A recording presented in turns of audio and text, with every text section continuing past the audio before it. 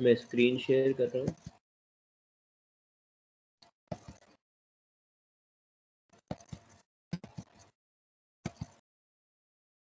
Is my screen visible? Yes, sir. Okay, तो अपने को सिलेक्शन प्रोसेस से स्टार्ट करना है। इसके ऊपर के जो केस स्टडीज और एमसीक्यू हैं थोड़े बहुत बचे हुए, वो अपन बाद में करेंगे। पहले चैप्टर कंप्लीट करेंगे सिलेक्शन प्रोसेस। अब देखो ढंग से समझना, selection process again important topic है आपके एग्जाम पॉइंट ऑफ व्यू से। इसमें से भी एग्जाम के अंदर कई बार क्वेश्चन पूछे जाते हैं डायरेक्ट। ये जो हेडिंग्स है, ये हेडिंग भी कोट करके आपका क्वेश्चन आएगा, और पूरा पूरा प्रोसेस भी पूछते हैं। प्लस इसमें हॉट्स का एक और क्वेश्चन किस तरीके का बनता है कि आपको या तो प्रोसेस दे देते हैं कि हमने ये चीजें करी, आपको प्रोसेस दे दिया, मतलब अंदर की डेफिनेशन दे दी, आपको ऊपर का मेन पॉइंट पूछेंगे कि ये किसका पार्ट है, ये प्रिलिमिनरी स्क्रीनिंग का पार्ट है, या ये सिलेक्शन टेस्ट का पार्ट है, ये एम्प्लॉयमेंट इंटरव्यू का पार्ट है, ये किस चीज का पार्ट है। तो मतलब अगेन इसके अंदर आपको इन डेप्थ नॉलेज होना बिल्कुल कंपलसरी है कि आपको अंदर की जो ये जो डेफिनेशन है, ये डेफिनेशन भी अंदर की पूरी अच्छे से परफेक्ट आनी चाहिए। प्लस मेन जो हेडिंग्स है, वो हेडिंग्स भी एकदम टिप्स पे याद होनी चाहिए। तो सिलेक्शन प्रोसेस स्टार्ट कर रहे हैं अपन। Steps in the process of selection. सबसे फर्स्ट आता है प्रिलिमिनरी स्क्रीनिंग। प्रिलिमिनरी स्क्रीनिंग का मतलब क्या होता है कि जितनी भी एप्लीकेशन मेरे पास में रिसीव हुई है रिक्रूटमेंट वाली स्टेज के ऊपर, वो रिक्रूटमेंट वाली स्टेज के ऊपर जितनी भी एप्लीकेशन रिसीव हुई है, उसको मैं स्क्रूटनाइज कर लूँ। जो भी मेरी रिक्वायर्ड क्वालिफिकेशन है, जो भी मेरी रिक्वायर्ड एलिजिबिलिटी है, उस एलिजिबिलिटी के बेसिस के ऊपर मैंने उनको फटाफट जो सेलेक्ट करने जैसी है उनको एक तरफ कर दिया, जो बिल्कुल रिजेक्शन वाली है उनको एक तरफ कर दिया। तो जो सबसे फर्स्ट बेसिक स्क्रीनिंग होती है वो क्या कहलाती है? Preliminary screening. देखो, preliminary screening helps the manager eliminate unqualified और unfit job seekers based on the information supplied in the application form. Preliminary interviews help reject misfit for reasons which did not appear in the application form. वही चीज बता रखी है कि जो applicants अपनी job के लिए फिट नहीं है, जो एप्लीकेंट्स अपनी जॉब के लिए रिक्वायर्ड नहीं है, उन एप्लीकेंट्स को सबसे स्टार्टिंग स्टेज के ऊपर ही मैं रिजेक्ट कर देता हूँ, जिससे जो एलिजिबल कैंडिडेट्स है उनके बीच में मैं कंपटीशन कर सकूं, उनके बीच में मैं इंटरव्यू सेशंस ले सकूं, आगे के राउंड्स खेल सकूं, कर सकूं। एक मतलब जैसे जीडी करवाना, पर्सनल इंटरव्यू, डेमो, जैसे मैंने आपको बताया था, क्लास डेमो, रिटन टेस्ट, ये सब चीजें किन की होगी? उन लोगों की होगी जो एलिजिबल है जॉब के लिए। जो जॉब के लिए एलिजिबल ही नहीं है, मतलब अगर एमबीए की जॉब है और आपको एमबीए की डिग्री होनी चाहिए वो जॉब करने के लिए, आपके पास एमबीए की डिग्री नहीं है तो आप तो एलिजिबल ही नहीं हो उस जॉब में फाइट भी करने के लिए। तो प्रिलिमिनरी स्क्रीनिंग के अंदर क्या होता है? प्रिलिमिनरी स्क्रीनिंग के अंदर सबसे पहले जो अनक्वालिफाइड एप्लीकेंट्स हैं, उन अनक्वालिफाइड एप्लीकेंट्स को अपन रिजेक्ट करके अलग कर देते हैं। Then second, selection test. An employment test is a mechanism, either a paper and pencil test or an exercise that attempts to measure certain characteristics of individual. These characteristics range from aptitudes such as manual dexterity to intelligence to personality. Important tests used for selection of employees are, देखो अपने को selection test, अब selection test में क्या होता है? Selection test pen paper test भी हो सकता है, या किसी तरीके की एक्सरसाइज भी हो सकती है, depending on the nature of job. और ये इंडिविजुअल्स की अलग अलग कैरेक्टरिस्टिक्स को डिफाइन करते हैं। ये जो टेस्ट होते हैं वो अलग अलग कैरेक्टरिस्टिक्स को डिफाइन करते हैं। वो कैरेक्टरिस्टिक्स एप्टीट्यूड के बेसिस पे भी हो सकती है, आपके इंटेलिजेंस के बेसिस पे हो सकती है, पर्सनालिटी के बेसिस पे हो सकती है, किसी भी बेसिस पे हो सकती है। Then important test used for selection of employees are, अब देखो कुछ इंपॉर्टेंट टेस्ट के बारे में बता रखा है जिन जिन टेस्ट को जनरली कंपनी अप्लाई करती है at the time of selection of an employee. सबसे पहला है इंटेलिजेंस टेस्ट। इस टेस्ट में क्या होता है? This is one of the important psychological test used to measure the level of intelligence quotient IQ of an individual. It is an indicator of a person's learning ability or the ability to make decisions and judgment. इस test में क्या होता है? ये basic test जो होता है वो सबसे इम्पोर्टेंट टेस्ट माना जाता है। इससे जो अपने कैंडिडेट्स हैं उनका आईक्यू चेक किया जाता है कि उनके अंदर कितना आईक्यू है, कितनी इंटेलिजेंस है उनके अंदर, और किसी भी, और it is an indicator of person's learning ability और the ability to make decisions and judgement. ये जो टेस्ट है उससे क्या डिटेक्ट करते हैं, वो जो भी अपना एम्प्लॉय है उस एम्प्लॉय की लर्निंग एबिलिटी कितनी है, वो कितना लर्न कर सकता है, और उसको डिसीजन और जजमेंट लेने के अंदर कितना कंट्रोल है, मतलब कितने कंट्रोल्ड डिसीजन, कितने कंट्रोल्ड जजमेंट, कितने करेक्ट जजमेंट्स वो ले सकते हैं। ये चीज मैं किससे टेस्ट करता हूँ, इंटेलिजेंस टेस्ट से, ठीक है। देन सेकंड है एप्टीट्यूड टेस्ट। एप्टीट्यूड टेस्ट में क्या होता है, देखो, it is a measure of individual's potential for learning new skills. It indicates the person's capacity to develop. Aptitude test are good indices of a person's future success score. Aptitude test में क्या होता है कि जो अपने employ को मैं recruit कर रहा हूँ उसको नई नई स्किल्स अगर मुझे सिखानी है, कोई भी नया काम अगर मुझे सिखाना है, तो वो नया काम कितनी जल्दी सीखता है, ठीक है, कितनी जल्दी उसमें एबिलिटी है नए काम को सीखने की, नया काम करने की, अपनी उसमें उसकी कैपेसिटी कितनी है कि अपने आप को नए काम के लिए रेडी कर सके। ये आदमी, मतलब जो भी मेरा कैंडिडेट है, वो फ्यूचर में कितना आगे जाएगा, कितना ग्रो करेगा, ये उसका एक बेसिक टेस्ट होता है, एप्टीट्यूड टेस्ट, जो बताता है कि अपना ये एम्प्लॉय है, अगर इसी तरीके से लर्निंग एबिलिटी इसकी इंक्रीज होती गई या इसी तरीके से मेंटेन रही इसकी लर्निंग एबिलिटी, तो ये फ्यूचर में कितनी आगे की पोस्ट पे जा सकता है। Then third, trade test. Trade test measures the existing skill of an employee of the individual. They measure the level of knowledge and proficiency in the area of profession or technical training. अब trade test का मतलब क्या होता है, trade test का मतलब जो उसकी जो प्री रिक्वेस्टी, जो उसके क्वालिफिकेशन है, उसकी एग्जिस्टिंग जितनी भी स्किल्स है, वो एग्जिस्टिंग स्किल्स में कितना परफेक्ट है। मतलब जैसे अगर वो मान लो मैंने मैनेजर की पोस्ट वेकेंट करी है, फाइनेंस डिपार्टमेंट के मैनेजर की पोस्ट वेकेंट करी है, ठीक है, और मैंने मिनिमम एलिजिबिलिटी रखी है कि मुझे 3 साल के एक्सपीरियंस वाला आदमी चाहिए। अब मैंने प्रिलिमिनरी स्क्रीनिंग स्टेज के अंदर 3 साल से नीचे वाली जो एप्लीकेंट्स थी उनको सबको हटा दिया। अब जो मेरे सारे एप्लीकेंट्स बचे वो सब 3 साल या 3 साल से ज़्यादा मैनेजमेंट फील्ड में, मतलब एमबीए की फील्ड में एज अ मैनेजर काम करे हुए लोग हैं, ठीक है। तो अब उसने 3 साल किसी भी दूसरी फर्म के अंदर मैनेजर की पोस्ट पे काम किया है एज अ फाइनेंस मैनेजर, तो उसको फाइनेंस के बारे में सारी नॉलेज होनी चाहिए, ठीक है। तो ट्रेड टेस्ट में मैं क्या करूंगा, उसकी जो करंट नॉलेज है, जो काम उसने करा है 3 साल के अंदर, वो काम उसने किस तरीके से करा, उस काम को करने में वो कितना परफेक्ट है, वो चीज का टेस्ट मैं किस में करूंगा, ट्रेड टेस्ट के अंदर करूंगा। उससे उसकी जो करंट लेवल ऑफ नॉलेज है और उसकी कितनी प्रोफिशिएंसी है, उसका कितना कमांड है उसके खुद के एरिया के अंदर, वो चीज मैं इससे जज कर सकता हूँ ट्रेड टेस्ट से। Then next, personality test. देखो ये अपने को एक टॉप टिप में दे रखा है, एप्टीट्यूड टेस्ट और ट्रेड टेस्ट, कि एप्टीट्यूड टेस्ट और ट्रेड टेस्ट में डिफरेंस क्या है। एप्टीट्यूड टेस्ट तो होता है कि उसमें कितना पोटेंशियल है नई स्किल्स को सीखने का, और ट्रेड टेस्ट में क्या होता है, उसकी एक्चुअल स्किल्स के अकॉर्डिंग कितना वो परफॉर्म कर सकता है, ठीक है, मतलब नई स्किल्स कितनी सीख सकता है, और जो स्किल्स उसमें है, जो स्किल्स उसमें ऑलरेडी प्रेजेंट है, उसमें वो कितना परफेक्ट है। इन दो चीज, ये दो डिफरेंस होते हैं अपने एप्टीट्यूड टेस्ट में और ट्रेड टेस्ट में। Then fourth point, personality test. Personality tests provide clues to a person's emotion, her reaction, maturity, and value system, etc. These tests probe the overall personality. Hence, these are difficult to design and implement.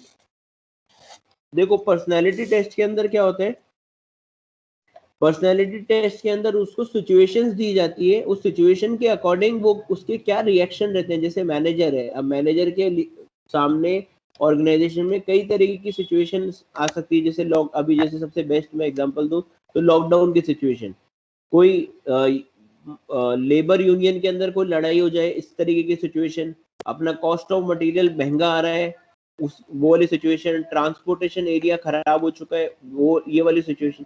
तो अगर इस तरीके की अलग अलग situations आ जाए किसी भी मैनेजर के अंडर, तो वो मैनेजर उन सिचुएशंस को किस तरीके से डील करेगा, ये टेस्ट किस में होता है? पर्सनालिटी टेस्ट में मैं उसके सामने अलग अलग केसेस रखता हूँ कि आपका उसका क्या रिएक्शन रहता है, वो रिएक्शन नोट करने के लिए मैं क्या करता हूँ? पर्सनालिटी टेस्ट करता हूँ। Then last, interest test. Every individual has fascination of some job than the other. Interest tests are used to know the pattern of interest or involvement of a person. Interest test क्यों किया जाता है? देखो, हर employ की कोई एक particular job होती है. जैसे आज आप लोग अपने अभी 12th कर रहे हो, ठीक है? 12th करने के बाद में आप लोग सब अपना अपना सब्जेक्ट चूज करोगे, अपना अपनी स्ट्रीम चूज करोगे कि आपको किस फील्ड के अंदर जाना है. कई जने फोर्सफुली किसी फील्ड के अंदर जाते हैं, कई जने पीयर प्रेशर में जाते हैं, और कई जने खुद की इच्छा से अपना जो फील्ड है वो चूज करते हैं. तो जो पीयर प्रेशर में या किसी के फोर्सफुली वो किसी भी फील्ड के अंदर जा रहे हैं, तो उनको वो भले ही उस फील्ड में जॉब कर रहे हैं, ठीक है, मगर वो उस जॉब को एंजॉय नहीं करते. और कई जने हैं जैसे जो आर्टिस्ट है या कोई इस तरीके के आर्टिस्टिक काम के अंदर जा रहा है, आर्टिस्ट है, सिंगिंग के अंदर है, म्यूजिक के अंदर है, स्पोर्ट्स में, इस तरीके की किसी भी दूसरे फील्ड के अंदर है, वो अपने काम को एंजॉय करके कर रहे हैं. और दूसरा जो एम्प्लॉय एक है जो ऑफिस के अंदर काम कर रहा है, भले ही वो उससे ज्यादा अर्न कर रहा है, मगर वो उस काम को एंजॉय नहीं कर रहा, वो फोर्सफुली कर रहा है. ठीक है, इंजीनियरिंग कर ली तो अब नौकरी करनी है, तो वो नौकरी कर रहा है, मगर उसको उस चीज में मजा नहीं आ रहा. तो इंटरेस्ट टेस्ट में क्या क्या चीज चेक की जाती है कि एम्प्लॉय का किस चीज को लेके इंटरेस्ट है, किस फील्ड में उसका इंटरेस्ट है, उस फील्ड के अकॉर्डिंग उसको जॉब डिसाइड करी जाती है या उसको रिक्रूट करना है या नहीं करना. उसकी क्वालिफिकेशंस और उसका इंटरेस्ट दोनों सेम है या नहीं है, उसको काम करने का कितना मन है, वो सिर्फ अर्निंग के लिए काम करना चाहता है या उसको काम एक्चुअल में करना है इसलिए वो काम करना चाहता है. ये सारी चीजें टेस्ट किस में होती है? इंटरेस्ट टेस्ट के अंदर, ठीक है. Then next, employment interview. Interview is a formal, in-depth conversation conducted to evaluate the applicant's suitability for the job. The role of the interviewer is to seek information, and that of the interview is to provide the same. Though in the present time, the interview also seeks information from the interviewer. Employment interview मतलब आपकी जो in detail conversation होती है, जो company का HR है, वो HR आपका इंटरव्यू लेते हैं. कंपनी की एचआर टीम के साथ में जो आपकी इन डिटेल कन्वर्जेशन होती है, आपकी एचआर टीम बहुत सारे क्वेश्चंस पूछती है, जो इंटरव्यूअर को बता, मतलब इंटरव्यू व्यू जो है करने वाला बंदा, जो एम्प्लॉय जो आदमी इंटरव्यू दे रहा है, वो उन सब चीजों के जवाब देता है. आज के टाइम के अंदर, मतलब पहले के टाइम में क्या होता था, केवल ऑर्गेनाइजेशन के जो एचआर टीम है, वो जो सामने वाला पर्सन है, जो कैंडिडेट है, उस कैंडिडेट से क्वेश्चंस पूछती थी और कैंडिडेट बैठा बैठा आंसर देता था. आज के टाइम में दोनों डुअल कॉन्सेप्ट चलता है. कैंडिडेट्स को जो क्वेश्चन है ऑर्गेनाइजेशन को लेके, ऑर्गेनाइजेशन की वर्किंग स्टाइल को लेके, वर्किंग कल्चर को लेके, वर्किंग एनवायरनमेंट को लेके, जो कैंडिडेट है, कैंडिडेट एचआर टीम से क्वेश्चन पूछता है, उसकी सैलरी स्ट्रक्चर को लेके, इंक्रीमेंट्स को लेके, किस तरीके से प्रमोशन होगा, उन सब चीजों को लेके. और वाइस वर्सा, अपने जो एम्प्लॉयर है, वो एम्प्लॉय से, मतलब जो कैंडिडेट है उससे क्वेश्चन पूछते हैं, उससे सारा जो भी इंफॉर्मेशन उनको चाहिए, जो भी टेस्ट उनको करने हैं, जो भी क्वेश्चंस पूछने हैं, जो भी नॉलेज टेस्ट करनी है, ये सब चीजें वो लोग उससे करते हैं. Then next, reference and background check. Now reference and background check मतलब many employer request name, address and telephone numbers of references for the purpose of verifying information and gaining additional information on an applicant. Previous employers, known person, teachers and university professors can act as references. तो देखो, reference and background check में क्या होता है, आजकल कई सारी organisations आपका नाम, एड्रेस, टेलीफोन नंबर, जो आपके रेफरेंसेस के, ये सब चीजें नोट करवाती है आपसे, एप्लीकेशन के अंदर ही लिखवाते हैं. तो ये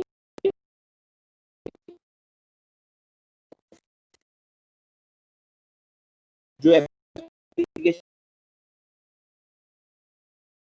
आप लगाते हो, एप्लीकेशन के अंदर आपके रेफरेंसेस के नाम का एक कॉलम हो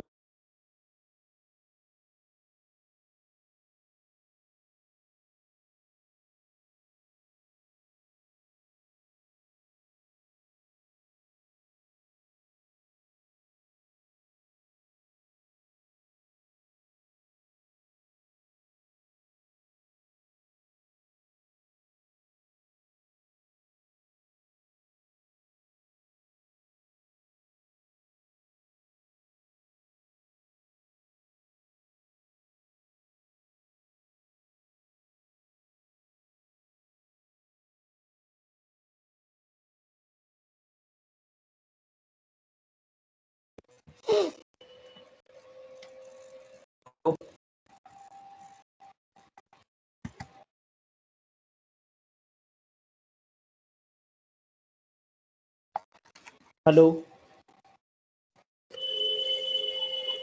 हेलो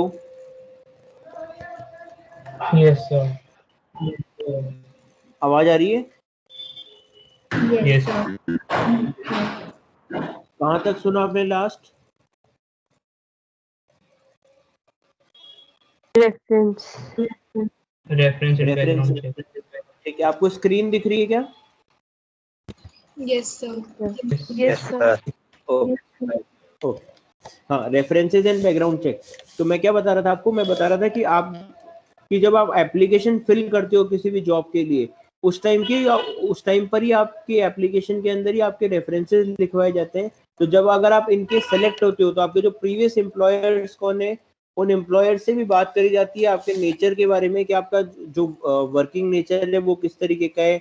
आपने लास्ट ऑर्गेनाइजेशन के अंदर फ्रेंडली वे में वो ऑर्गेनाइजेशन छोड़ी या कोई लड़ाई झगड़े की वजह से आप ऑर्गेनाइजेशन छोड़ रहे हो, आपका अपने कलीग्स के टुवर्ड्स क्या नेचर है, क्या है, आप ट्रस्टवर्दी एम्प्लॉय हो या नहीं हो। तो ये सारी चीजें हर बड़ी बड़ी ऑर्गेनाइजेशन में किसी भी नए एम्प्लॉय को रिक्रूट करने से पहले ये सब चीजें करी जाती है। उसका बैकग्राउंड, उसका रेफरेंस चेक किया जाता है। Then next, fifth point, the final decision has to be made from among the candidates who pass the test, interview and reference check. जो भी कैंडिडेट्स ने जो सिलेक्शन टेस्ट है वो पास करा, देन इंटरव्यू पास करा, फिर उनके रेफरेंस चेक भी क्लियर कर लिए, उन सेलेक्टेड कैंडिडेट्स में से फिर फाइनल डिसीजन लिया जाता है कि किस कैंडिडेट, कौन सा कैंडिडेट सबसे टॉप मोस्ट कैंडिडेट है, किसको मुझे सेलेक्ट करना है। देखो टॉप टिप में क्या दे रखा है, the views of the concern manager will be generally considered in the final selection because it is who is responsible for the performance of a new employ. जो भी उसका मैनेजर होता है, जो भी कंसर्न मैनेजर है, मतलब जैसे अगर परचेज डिपार्टमेंट में मेरे को एम्प्लॉय को सेलेक्ट करना है तो जो परचेज डिपार्टमेंट का मैनेजर है उसका डिसीजन फाइनल इम्पैक्ट देता है किसी भी एम्प्लॉय के सिलेक्शन के ऊपर। देन 6 पॉइंट क्या होगा, मेडिकल एग्जामिनेशन। मेडिकल एग्जामिनेशन का मतलब after the selection decision and before the job offer is made, the candidate is required to undergo a medical fitness test.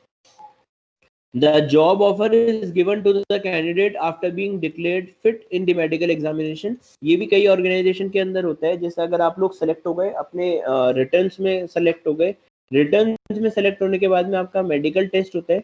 Medical test के अंदर अगर जो करंट जॉब है उस जॉब के अकॉर्डिंग आपकी फिटनेस है तो आप मेडिकल जॉब, मतलब मेडिकल आपने जो एग्जामिनेशन है वो क्लियर कर लिया, फिर आपको नेक्स्ट स्टेप के ऊपर प्रोवाइड किया जाता है। नेक्स्ट स्टेप कौन सी, आपकी ऑफर लेटर की।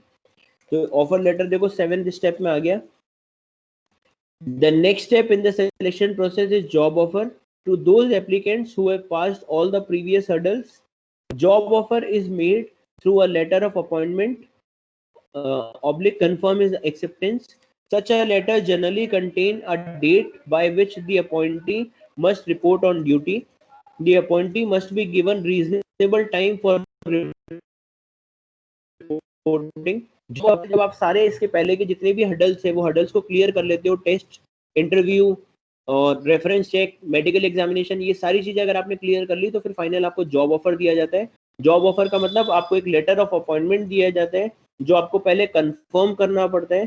कंफर्म करने के बाद एक आपको डेट प्रोवाइड की जाती है कि इस डेट के ऊपर आपको ऑर्गेनाइजेशन को ज्वाइन करना है, रिपोर्ट करना है वहाँ पे।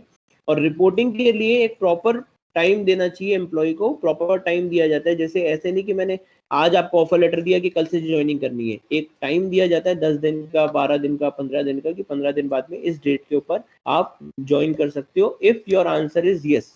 ठीक है, if you have accepted our offer, जो भी आपकी ऑफर की टर्म्स एंड कंडीशन है वो ऑफर की टर्म्स एंड कंडीशन उस अपॉइंटमेंट लेटर पे लिखी हुई होती है। अगर एम्प्लॉय उसको एक्सेप्ट कर लेता है तो फिर आगे स्टेप में अपन आगे की स्टेप अपन आती है, that is contract of employment. Contract of employment का मतलब आपको एक डॉक्यूमेंट दिया जाता है जिसके ऊपर सारी और मतलब जितनी भी आपकी जॉब है उस जॉब से रिलेटेड जितनी भी टर्म्स एंड कंडीशंस है वो सारी टर्म्स एंड कंडीशन उस पर लिखी जाती है. After the job offer has been made and candidate accepts the offer, जब तक कैंडिडेट ने ऑफर एक्सेप्ट नहीं करते हैं तब तक आगे नहीं बढ़ते हैं. मतलब आप भले ही सेलेक्ट हो गए, फिर आपको ऑफर लेटर दिया जाता है. ऑफर लेटर को आप एक्सेप्ट करके वापस भेजोगे, मतलब आप मेल करोगे कि हाँ I have accepted your offer and I will be joining on this date, तब आपका अपॉइंटमेंट कंफर्म माना जाता है. नहीं तो जब तक आप कंफर्म नहीं करोगे आपका अपॉइंटमेंट कंफर्म नहीं होता. Accept the offer, certain document need to be executed by the employer and the candidate. फिर आपके डॉक्यूमेंट्स भी लगते हैं, जैसे आपकी मान लो ओरिजिनल मार्कशीट लग रही है या कोई भी इस तरीके का डॉक्यूमेंट भी आपको सबमिट कराना पड़ता है ऑर्गेनाइजेशन के अंदर, depending on the nature of job. Then attestation form. This form contain certain vital details about the candidate which are authenticated and attested by him or her.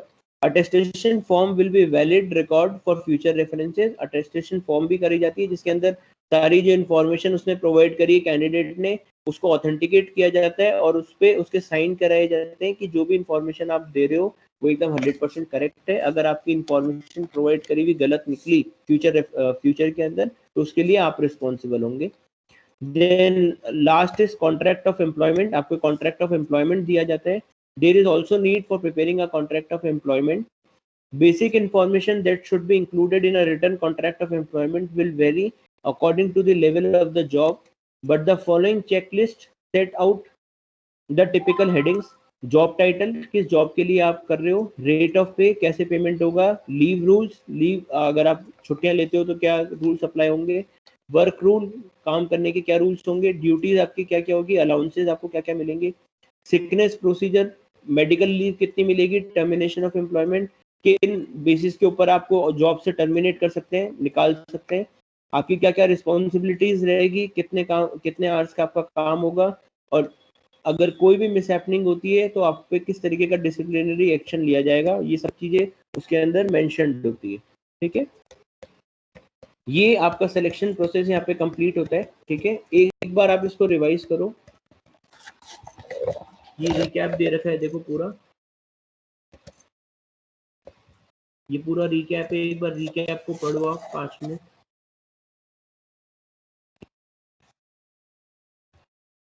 फिर अपन आगे करेंगे इसके बाद.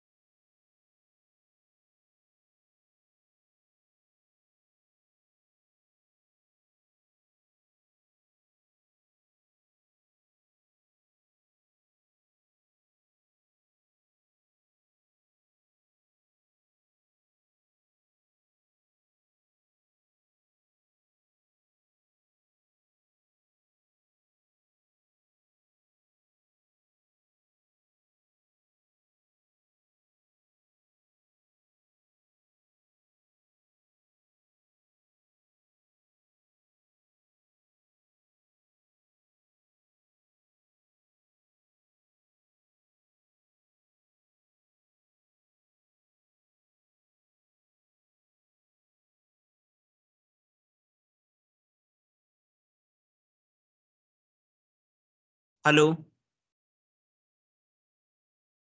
आप लोगों को आवाज आ रही है? Hello, Yes, Yes, sir. sir. Yes, sir. Yes, sir. मेरा लैपटॉप पता नहीं क्रैश हो गया, मेरे तो हैंग हो रखा है स्क्रीन। आप लोग, मैंने अभी फोन से कनेक्ट करा आपको, आपसे बात करने के लिए, एकदम से पता नहीं क्या हुआ। 1 मिनट को मैं रिट्राई करता हूँ।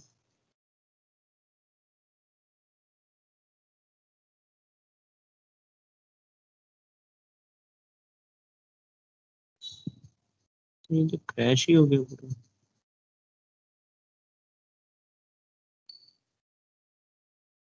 मेरे यहाँ पे मीटिंग तो चालू है, मगर मुझे पता नहीं क्यों आवाज नहीं आ रही किसी की भी।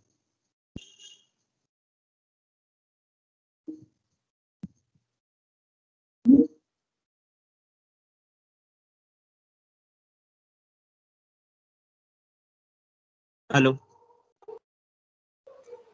Yes, sir. अब आ रही है आवाज? Yes. Yes, Yes, sir. sir. ठीक।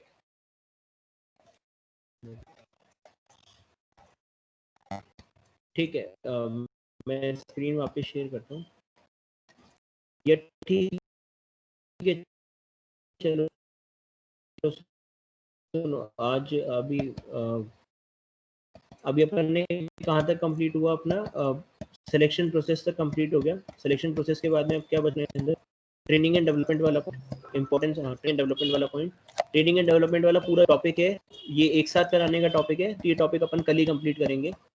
आज की क्लास को मैं यहीं पर ही एंड कर रहा हूँ। मेरे को एक बार स्कूल में, ऑफिस में किसी चीज़ कुछ बात करनी है पर्सनल अभी, है ना। अभी मैं क्लास को यहीं एंड कर रहा हूँ, इसके आगे का टॉपिक अपन कल करेंगे। Okay, ठीक है? sir. Okay, sir. Okay. Bye everyone. And Thank you, sir.